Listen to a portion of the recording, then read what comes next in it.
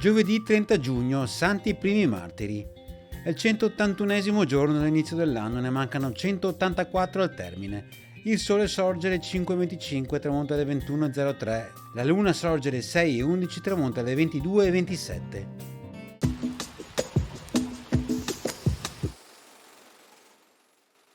A Conegliano giunge notizia da Strasburgo che il vino Piccolit è considerato superiore al Tokai e che i vini della zona sono graditissimi anche alla mensa del re di Francia.